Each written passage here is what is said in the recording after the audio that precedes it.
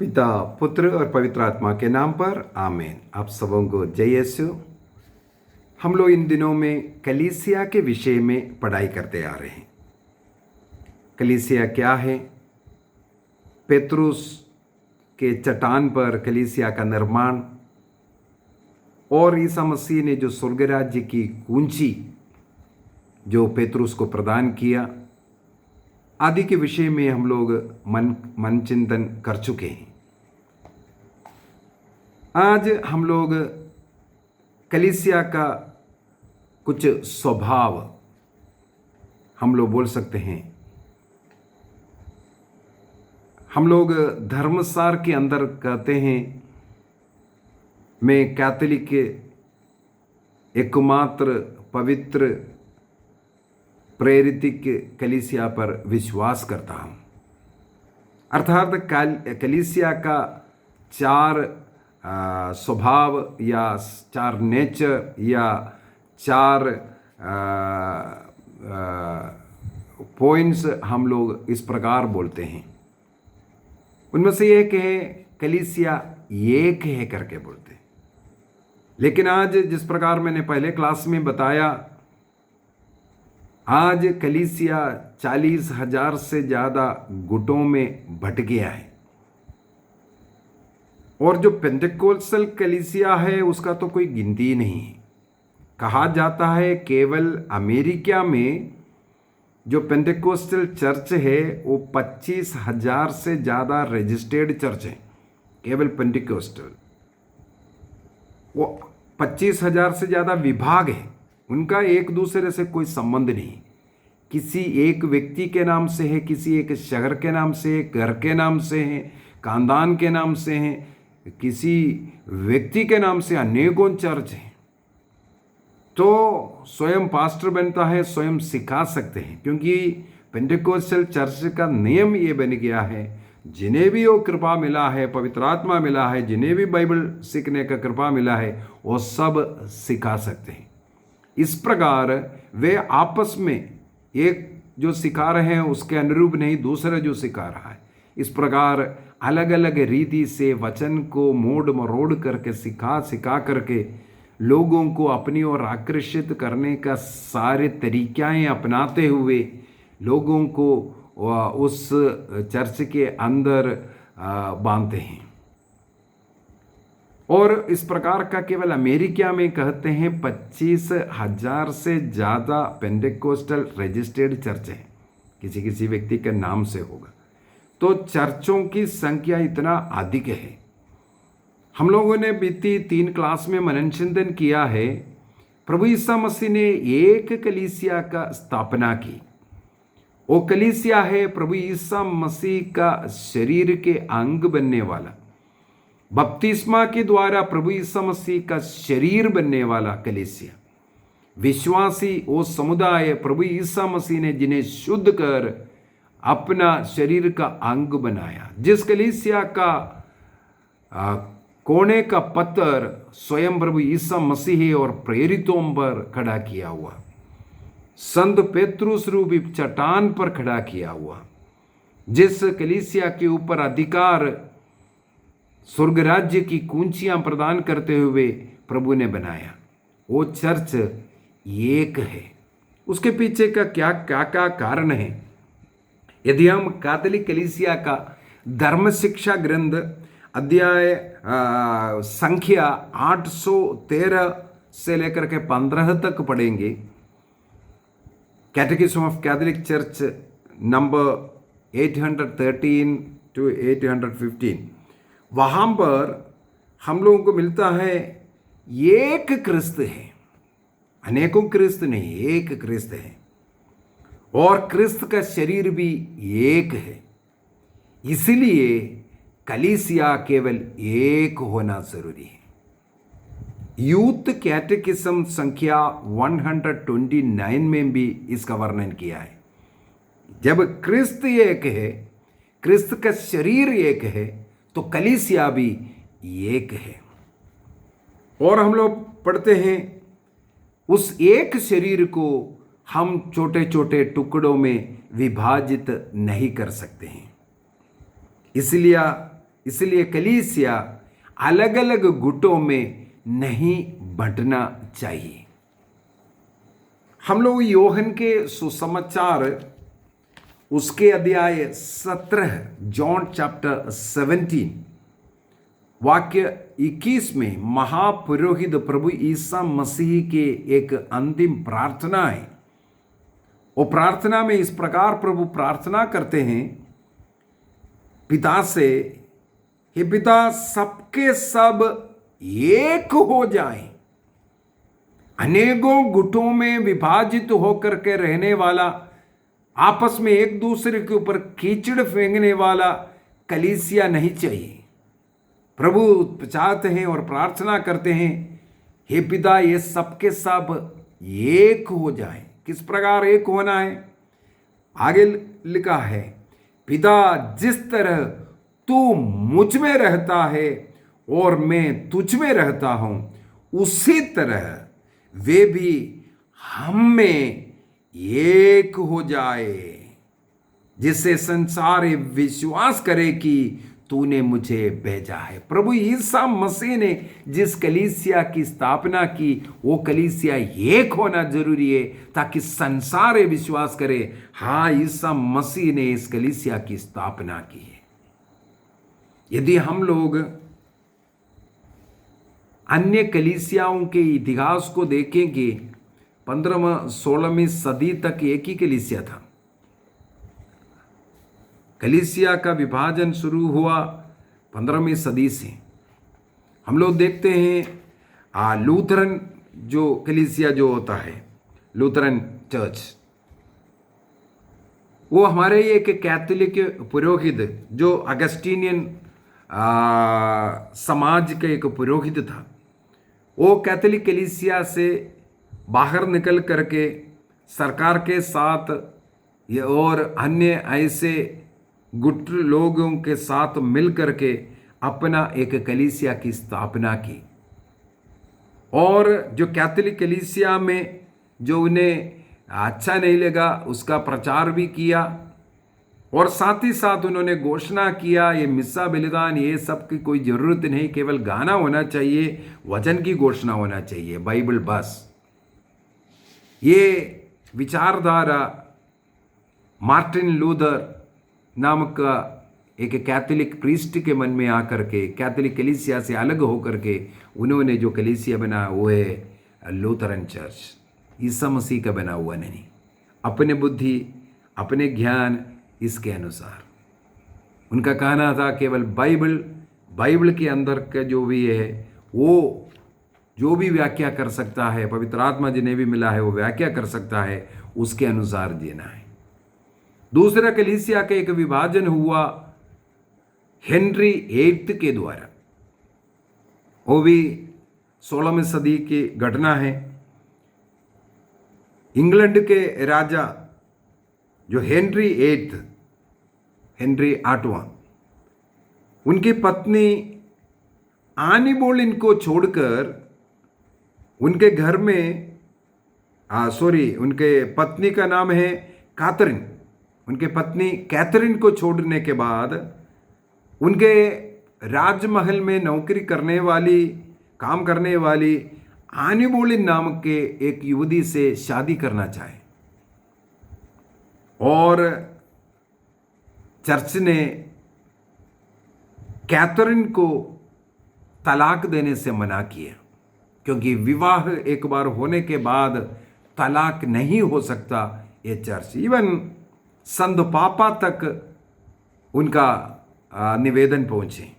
उस समय के संत पापा क्लेमेंट VII ने साफ साफ मना किया है, विवाह का तलाक नहीं हो सकता और आनी बोलिन को शादी नहीं कर सकते। ये राजा हेनरी VIII ने आनी बोलिन से विवाह किया और कैथरीन को तलाक दिया। केवल इतना ही नहीं, कुछ वर्षों के अंदर ही अंदर वो उस आनी बोलिन की हत्या की। इसके बाद एक जैन सेमर नाम का महिला से वो शादी किया। उसको भी कुछ समय के बाद तलाक दिया। इसके बाद एक आनी क्लेविस नाम की एक औरत से शादी किया। कुछ समय के बाद उसको भी तलाक देने के बाद कैथरीन होवार्ड नाम की स्त्री से, और आखिर में फिर कातरिय बोल करके एक और स्त्री से शादी किया। तो एक से शादी करना, इसके बाद तलाक देना, फिर तलाक देना, किसी की हत्या करना, बार बार गला काट करके भी, हानि बोल इनकी गला काट करके हत्या की। इस प्रकार हत्या करना और विवाह करना, और कलीसिया को भी सताना शुरू किया, क्योंकि कलीसिया इसके साथ नहीं दिया। और राजा हेनरी VIII ने डिक्लेयर किया, कलीसिया का जो मुखिया है, जो वो सबसे टॉप में जो है, संत पापा नहीं बल्कि इंग्लैंड का राजा रहेगा। वो अपने को राजा चर्च के सब टॉप में डिक्लेयर किया। इस प्रकार के लड़ाई में कहा जाता है 21 बिशप लोगों को और 500 पुरोहितों को, 72,000 कैथोलिक विश्वासियों को अपने विश्वास में रहने के लिए रक्त बहाना पड़ा, क्योंकि वो कलीसिया पर इतना अत्याचार करने लगे। और वो धीरे धीरे इंग्लैंड के चर्च का अधिकारी बनकर एंग्लिकन चर्च, जो एजी चर्च आज हम लोग बोलते हैं, कितने भी बार शादी कर लो और तलाक लो, ये सब उस कलीसिया में आज भी अनुमति है। एक और है कैल्विनिस्ट, वो भी फ्रांस के एक कैथोलिक व्यक्ति था। उनका नाम है जॉन कैल्विन। उनके नाम से वो 1533 में लूथरन कलीसिया जब बना, उनके साथ जुड़ा। इसके बाद स्विट्जरलैंड गए, वहाँ 3 साल के बाद वो कुछ और लोगों से मिल करके अपने नाम से ये जो चर्च कैल्विनिस्ट चर्च का प्रारंभ किया। उसके अंदर भी ऐसे अनेकों सिद्धांत, झूठे सिद्धांत और गलत सिद्धांत, ये सब इन लोगों ने शुरू किया। बैप्टिस्ट चर्च हमारे भारत देश के अंदर भी है। 1609 में आम्स्टरडम में जॉन स्मिथ नाम का एक पास्टर ने इस चर्च का शुरुआत किया, बैप्टिस्ट।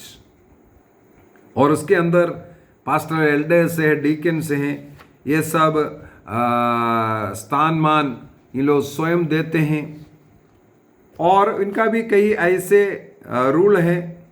वो मिसा बलिदान हर महीने का पहला इतवार को मनाता है, लेकिन ईसा मसीह की उपस्थिति उसमें उन लोग विश्वास नहीं करते हैं।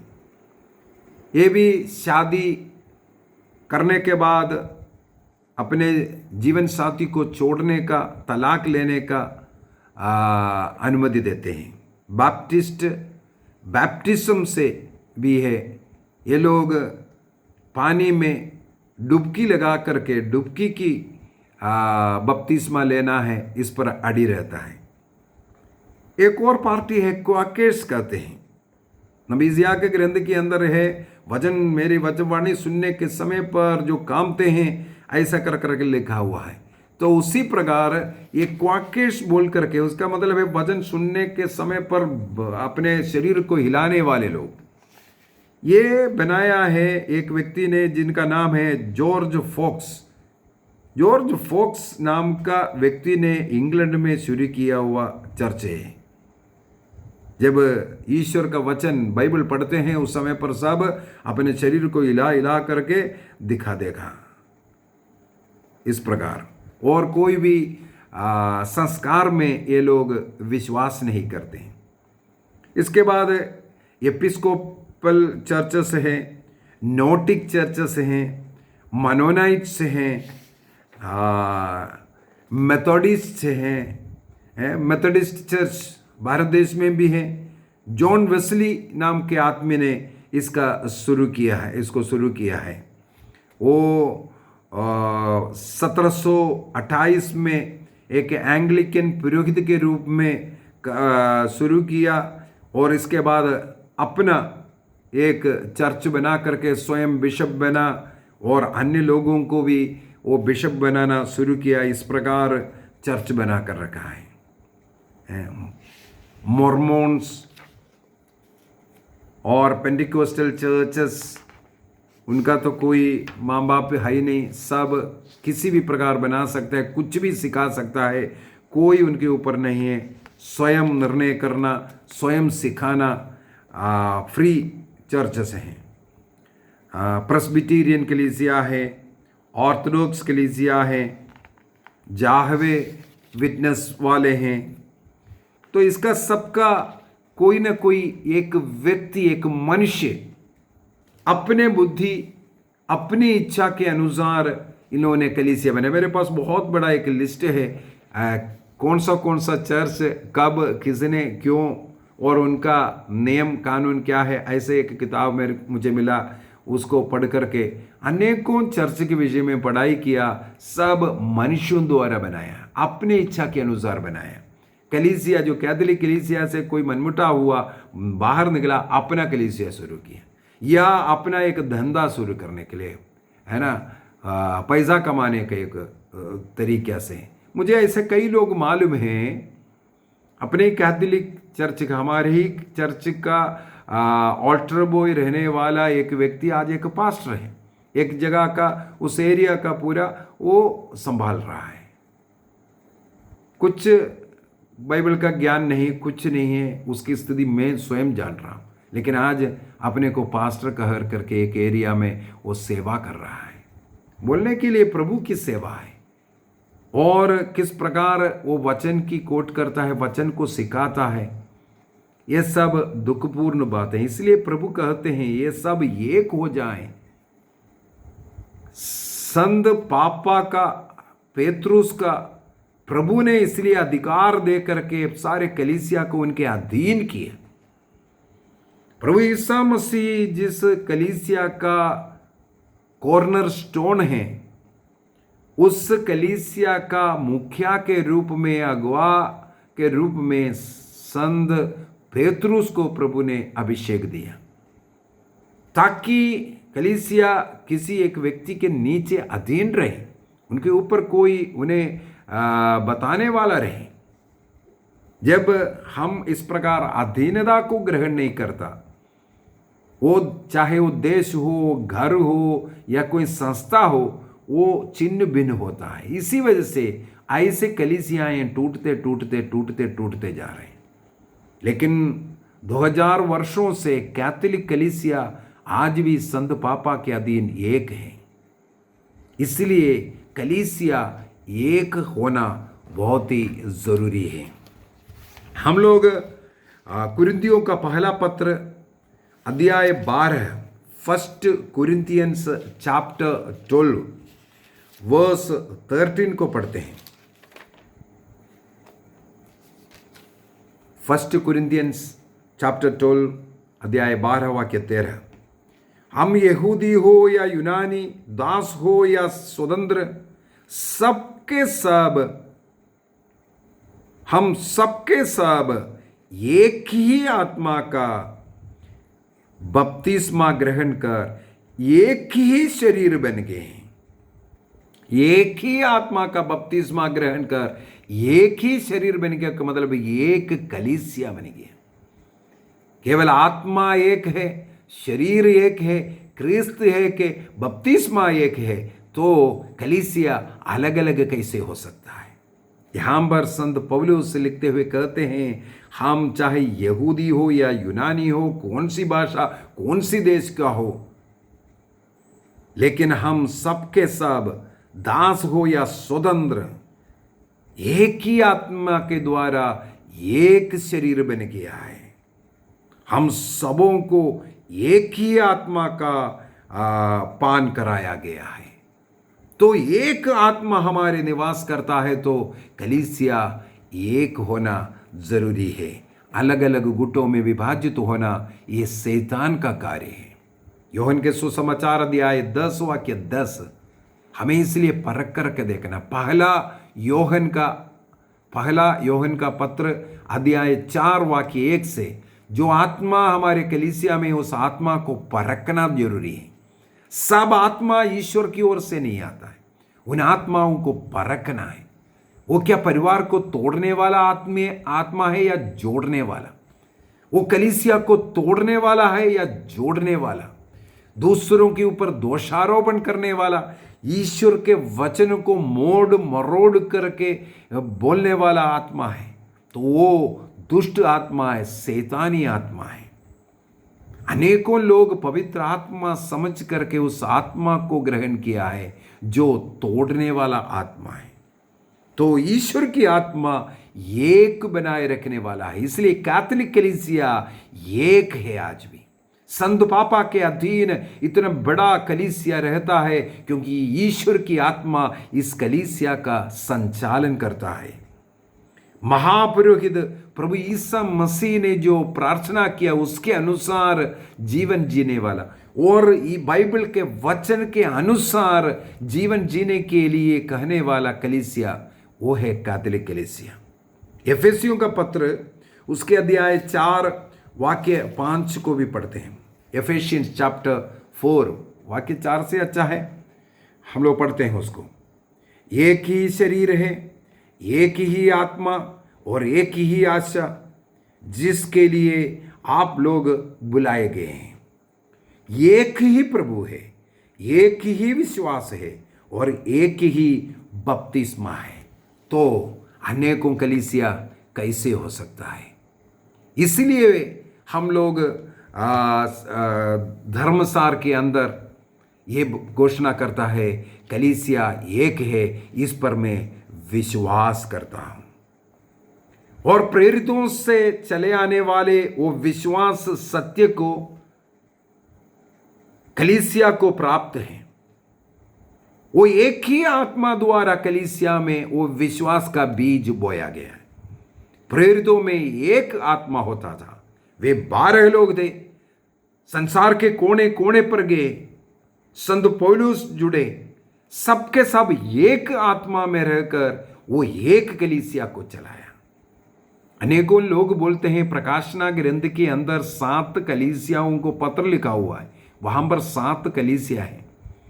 हम लोग इसी प्रकार देख सकते हैं कुरिन्थ में कलीसिया था, जैसे एफेस में कलीसिया है, फिलिपियंस हैं। ऐसे ऐसे कर करके अनेकों जगहों पर शिष्य लोग घूम घूम करके कलीसिया को खड़ा किया और वहाँ पर पुरोहितों को, बिशपों को, ये सब वहाँ पर नियुक्त किया। लेकिन हमें मालूम होना चाहिए कुरिन्थ की कलीसिया हो या एफेसुस की कलीसिया, कहीं का भी कलीसिया हो, वो एक संत पापा के अधीन रहने वाला वो एकमात्र कलीसिया कैथोलिक कलीसिया। प्रभु का शरीर वो एक था उस समय पर। और पवित्र तृत्व जिस प्रकार पिता, पुत्र, पवित्र आत्मा 3 व्यक्ति जिस प्रकार एक है, उसी प्रकार इन कलीसिया सब एक बन करके रहे। उस समय पर वहां के 7 कलीसियाओं को पत्र लिखा, एक व्यक्ति के द्वारा पत्र गया है। यदि 7 कलीसिया अलग अलग होते तो उस कलीसिया का मुखिया अलग अलग लोगों द्वारा लिखना था। एक व्यक्ति के द्वारा 7 कलीसियाओं को पत्र गया, मतलब वो सब एक अगुवा के अधीन रहने वाला कलीसिया था। जिस कलीसिया का कोने का पत्र स्वयं ईसा मसीह और जिस कलीसिया का अगुवा पेतरुस था, उस कलीसिया संसार भर में बढ़ते हुए आए। मसीह का शरीर में उस कलीसिया में भ्रातृ प्रेम बनाए रखने के लिए कलीसिया को एक बन के रहना जरूर है। अगर अलग अलग गुटों में विभाजित हो, अलग अलग झगड़ा, लड़ाई झगड़ा तरीका, वचन का वो जो सिखाते हैं वो अलग अलग तरीके से सिखाता है। आज कैथोलिक कलीसिया में जितने भी चर्चेस है, वो आगे बताएंगे, 24 चर्चों का एक समुदाय है कैथोलिक कलीसिया, वो आगे एक क्लास में बता देंगे। लेकिन संत पापा के अधीन रह करके एक ही तरीके से इसका वर्णन करते हैं। प्रार्थना का रीति में, भाषा में, उठने बैठने में, सब में अंदर रहेगा, लेकिन मिसा बलिदान एक ही है। प्रार्थना का जो मतलब, जो रीति है, एक है, क्योंकि वो एक आत्मा से संचालित होकर के ये सब करता है। बपतिस्मा के द्वारा हर एक व्यक्ति उस प्रभु यीशु मसीह का शरीर का अंग बनता है। यदि बपतिस्मा के द्वारा प्रभु यीशु मसीह के शरीर का अंग बनता है, क्या प्रभु यीशु मसीह के शरीर को हमें टुकड़े टुकड़े कर करके अलग अलग गुटों में विभाजित होना है? हमें यह स्वीकार करना है, मसीह ने एक कलीसिया की स्थापना किया, उस एक कलीसिया, उसमें हम विश्वास करेंगे। आइए निर्णय करें, केवल कलीसिया एक है, एक विश्वास, एक मसीह, एक बपतिस्मा, एक पवित्र त्रित्व, एक आत्मा। हमारे कलीसिया को वो एक आत्मा संचालित करे, उस एक प्रभु यीशु मसीह का शरीर का अंग अर्थात कलीसिया बन करके हमें रहना है। प्रभु यीशु मसीह का शरीर है कलीसिया। प्रभु यीशु मसीह यदि कोने का पत्थर है, कल हम लोगों ने मनन चिंतन किया, हम स्वयं जीवंत पत्थर है उससे जुड़ करके, ऐसे इस कलीसिया का निर्माण किया गया। उस एक कलीसिया में, एकमात्र कलीसिया में हम संत पापा के अधीन रहकर यीशु मसीह के उस आखिरी इच्छा, वो प्रार्थना के अनुसार एक होकर के रहने का निर्णय करें। पिता, पुत्र और पवित्र आत्मा के नाम पर आमीन। आप सबों को जय यीशु।